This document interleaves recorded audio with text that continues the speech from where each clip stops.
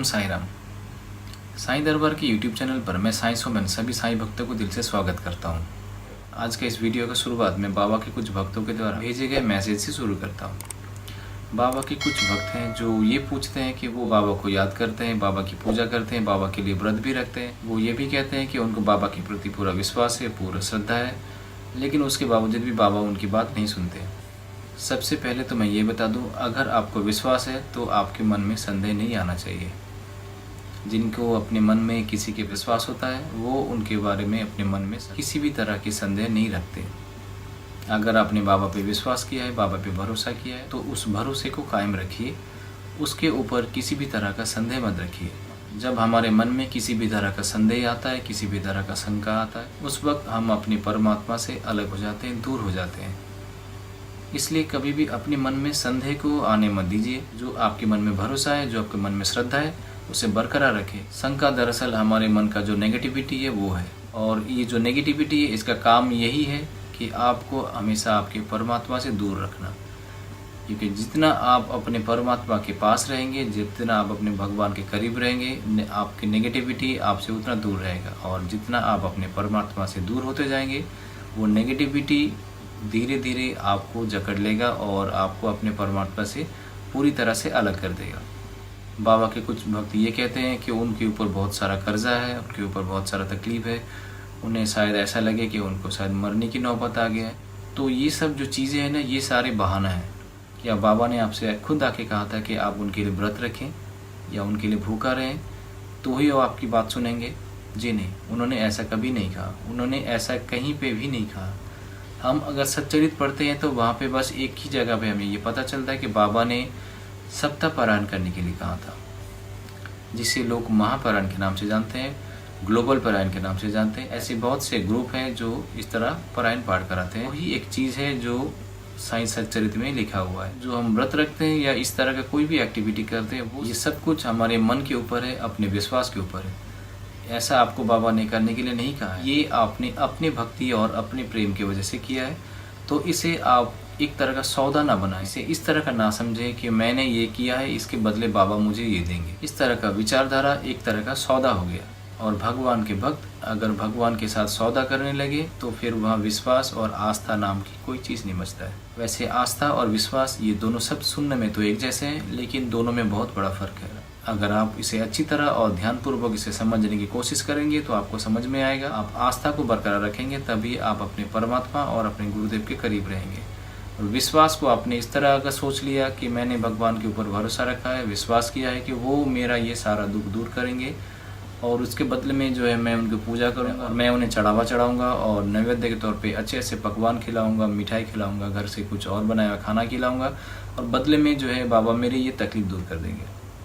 क्या बाबा ने आपको कभी कहा है कि आपको उनको अच्छे से अच्छा खाना खिलाना पड़ेगा या आप उनको कुछ चढ़ावा के तौर पे चढ़ाएंगे तभी वो आपकी बात मानेंगे? जी, उन्होंने ऐसा कभी नहीं कहा।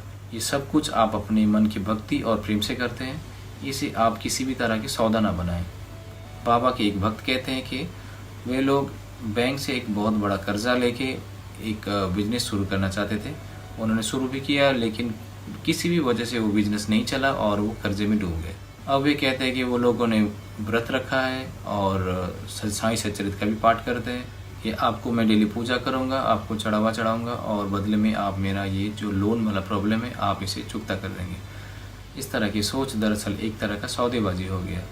हमें ये नहीं सोचना चाहिए कि बाबा सीधा आएंगे और हमारे जो बैंक का कर्जा है वो सीधा एक ही बार में चुकता कर देंगे। वो सीधा और डायरेक्ट हमारे पास आके हमारी मदद नहीं करेंगे। हमारे लिए कोई ऐसा रास्ता ढूंढेंगे जिस रास्ते पे चलकर हम अपनी तकलीफ से बाहर निकल सकते हैं। मेहनत हमें ही करना है। बाबा सीधा आके आपके बदले काम नहीं करेंगे और ना ही वो आके सीधा आपके हाथ में पैसे दे के ये कहेंगे कि जाइए आपका कर्जा चुकता करिए। वो आपको कोई ऐसा तरीका दिखाएंगे, ऐसा कोई रास्ता बताएंगे कि जिस रास्ते पे चलकर आप अपनी तकलीफ से बच सकते हैं। लेकिन उसके लिए आप सौदेबाजी पे मत जाएं, अपने आस्था के ऊपर भरोसा रखें और बाबा के करीब जाने की कोशिश करें, ना कि उनके साथ सौदेबाजी करें। हमें हमेशा ये याद रखना चाहिए कि जब भी हम उनके सामने जाके अपनी कोई तकलीफ बताते हैं तब हमारे मन में इस तरह का कोई लोभ और सौदेबाजी ना रहे कि हम ये करेंगे, आप इसके बदले हमें ये वापस करेंगे। जी नहीं, ऐसा मत कीजिए, ये एकदम गलत है। सिर्फ साईं बाबा ही नहीं, आप किसी भी भगवान के सामने जाके अगर आप सौदेबाजी करते हैं कि मैं ये आपको पूजा करूंगा और आपको उसके बदले ये करना पड़ेगा, हमें अपने भगवान के साथ सौदेबाजी नहीं बल्कि हमें उनके साथ भक्ति रहना है, प्रेम से रहना है। वे जो रास्ते पे चलने के लिए कहते हैं हमें उस रास्ते पे चलना है। बाबा के कुछ भक्त कहते हैं कि वे बाबा से कुछ मांगते हैं और बाबा उनकी वो जो भी तकलीफ है उसे दूर नहीं करते। अब मैं आपको छोटा सा जो है एग्जाम्पल बताता हूँ कि आपको कैसे पता चलेगा कि बाबा ने आपकी बात माना या नहीं माना, या जो बाबा कहते हैं क्या आपने वो माना या नहीं माना। सबसे पहले एक कागज़ लीजिए और एक कलम लीजिए और अपने जितने भी तकलीफ़ है ना सारे को 1 2 3 4 5 6 ऐसा करके पूरे लाइन बाय लाइन सब लिख लीजिए। तकलीफ़ चाहे कैसा भी हो, तबीयत ख़राब है, घर में परेशानी है, घर में झगड़े हैं, पैसे की तंगी चल रहा है, नौकरी नहीं है, घर नहीं है, या कुछ और किसी भी तरह का कोई भी तकलीफ है, आप उसको सारे के सारे जो है ना 1 2 3 4 5 6 ऐसा करके जब तक आपका सवाल ख़त्म नहीं हो जाए उतने नंबर तक आप उसे लिखते रहें और उस सारे तकलीफ में से आप जो है एक एक करके उसको मिलाते रहिए। एग्जाम्पल के तौर पे मैं आपको ये बता देता हूँ, आपने लिखा कि तबीयत ख़राब है, तो आप इसमें अब ये सोचिए कि उस तबीयत ख़राब में बाबा ने क्या कहा है, क्या आपने वो चीज़ किया है। बाबा ने कहा है अगर आपका तबीयत ख़राब है तो बाबा की जो ऊदी है उसका सेवन कर सकते हैं। अब आप अपने मन से सोचिए क्या आपने ऐसा किया है। अब आपके मन में शायद ये सवाल आएगा कि मेरे पास सीढ़ी की ऊदी नहीं है। ये वही गलती और कमियां और खामियां हैं जो आपसे हुआ है। बाबा कहते हैं आपके पास अगर कुछ नहीं है तो आप अपने घर में जो अगरबत्ती जलाते हैं उसकी विभूति को भी आप ऊदी ही समझे और उसे ये समझे कि ये सीढ़ी की ऊदी है और ये समझ के आप उसका सेवन करें। पर आपके मन में शंका है, आपको अपने गुरुदेव के कहे हुए बात पे भरोसा नहीं रहा, आपको लगा कि सीढ़ी का ऊदी होगा तभी ये काम करेगा। आपके अपने घर में जो ऊदी है आपको उसके ऊपर भरोसा नहीं रहा, आपको लगा कि ये नकली है, बस सीढ़ी का ऊदी ही असली है और वही होगा तो ही काम होगा, अदरवाइज़ कैसे मैं इसका सेवन करूँ। तो आपने तो उनकी बात माना ही नहीं। अब आगे की बात करते हैं। एग्जाम्पल आपने अपने किसी भी नंबर पर लिखा होगा कि आपको नौकरी का या इनकम का कोई प्रॉब्लम है। अब मैं आपको पूछता हूँ क्या बाबा ने जो कहा था आपने वो किया। बाबा कहते हैं कि आप 1 कदम बढ़ाओ, मैं आपके लिए 10 कदम बढ़ाऊंगा। तो जब आपका गुरुदेव आपके साथ है तो क्या आपने थोड़ा सा हिम्मत दिखाकर अपने काम के लिए थोड़ा सा मेहनत किया। आप कोशिश करके देखिए, वो आपके साथ होंगे। लेकिन आप अगर ये सोचेंगे कि मैं घर में बैठा रहूँगा और मैं तो बाबा का भक्त हूँ तो बाबा ही मेरे लिए एक नौकरी ढूंढ के लेके आएंगे, तो ऐसा पॉसिबल नहीं होता है।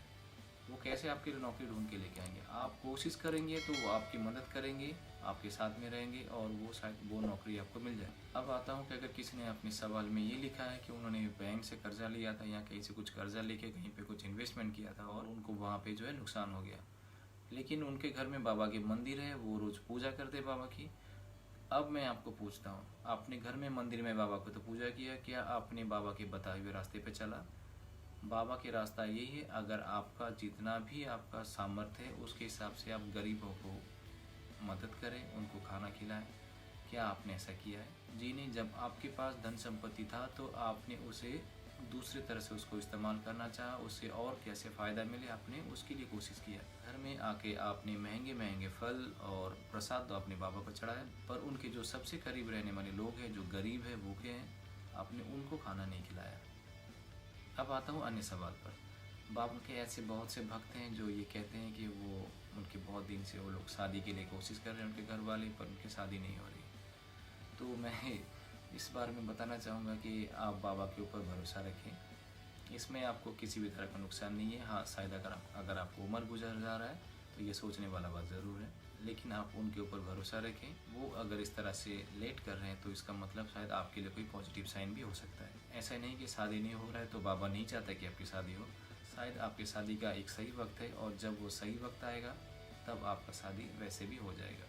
जैसे हम सबको पता है कि बाबा के सबसे करीब अगर पहुंचना है तो हमें क्या क्या करना चाहिए। जो बाबा को अपने मन से मानते हैं और अपने दिल से मानते हैं और बाबा को अपने दिल में रखते हैं और जो बाबा के बताए हुए रास्ते पर चलते हैं, वो ये चीज़ जानते हैं। बाबा को दिखावा बिल्कुल पसंद नहीं था, वो इसे हमेशा नापसंद करते थे, लेकिन जो उनके भक्त थे वो थोड़ा सा ज़ोर दिखाते थे उनके ऊपर कि देव आप ऐसे बैठे रहिए, हम जो है अपनी मर्ज़ी से हमें जो सही लगता है हमें वो करने दीजिए, आप इनमें ना कहें। और इस तरह की बात बाबा से बस एक ही इंसान कह सकते थे, और वो है उनके सबसे परम मित्र और भक्त श्यामा जी। तो इसलिए कहूँगा, अगर आपके मन में बाबा के प्रति आस्था है और पूरी तरह से श्रद्धा है, तो अपने मन में जो सवाल आते हैं उस सवाल को अपने मन से दूर कीजिए। आपके मन में जो नेगेटिव थिंकिंग आता है, जो आपके मन में ऐसा सवाल आता है कि मैंने तो ये सब किया है लेकिन बदले में बाबा ने मेरा कोई भी बात नहीं माना। ऐसा हो सकता है कि बाबा ने आपको कोई इंडिकेशन दिया होगा, कोई इशारा किया होगा, पर आप समझ नहीं पाए। तो ऐसे पे आप ना तो उनके बताए हुए रास्ते पर चलते हैं और ना उनके दिखाए हुए दिशा पर। फिर भी आप यही सोचते हैं कि आपने सब कुछ कर लिया लेकिन बाबा ने आपकी एक भी बात न मानी। क्या ये सच है? आप खुद ही इसके बारे में सोचिए। और जैसे मैंने कहा कि एक सफ़ेद कागज़ और कलम लेके सारे तकलीफ़ों को सीरियल वाइज 1 2 3 4 5 6 जैसा आपको लगे वैसा आप लिख लीजिए। जितना भी तकलीफ़ है, कोई भी तकलीफ़ जो है ना, छूटना नहीं चाहिए। फिर आप खुद ही सोचिए कि ये जो चीज़ें आपने लिखा है यहाँ पे, या ये सारे के सारे तकलीफ़ आपके दूर हो गए हैं, या बाबा ने इसे दूर करने के लिए आपको कोई इशारा किया है। अगर आपको इशारा किया है तो आपका मन से आपको इसका जवाब मिल जाएगा।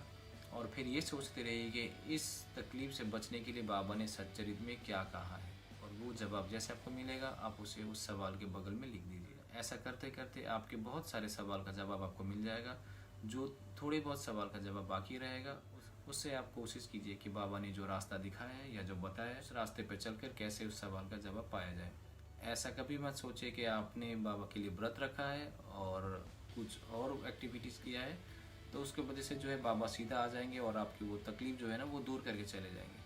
आपको अपने मन में श्रद्धा और आस्था रखना पड़ेगा। बाबा के जो 2 अनमोल वचन है आपको उसको याद रखना पड़ेगा, और वो है श्रद्धा और सबूरी। जब तक आप उसे याद रखेंगे और इसे मानते हुए चलेंगे तब तक आपके मन में ना कोई सवाल आएगा और ना ही उनके प्रति कभी संदेह आएगा। तो मित्रों, आज का ये वीडियो आपको कैसा लगा मुझे कमेंट बॉक्स में ज़रूर बताइए। अगर आपको ऐसा लगता है कि आपके पास भी कोई ऐसी बात है जिसके ऊपर मुझे चर्चा करना चाहिए तो वो भी आप मुझे कमेंट बॉक्स में बताएं। तो मित्रों, जो बात मैं हमेशा कहता हूँ आज फिर से कहूँगा, बाबा के प्रचार का जो जिम्मेदारी मैंने अपने पर उठाया है उसे पूरा करने के लिए मुझे आप सभी की सहायता चाहिए, और इसलिए इस वीडियो को लाइक करें, शेयर करें और इस चैनल को सब्सक्राइब ज़रूर करें। आज बस इतना ही, मिलेंगे फिर अगले वीडियो में। तब तक के लिए ओम साई राम, जय साई राम।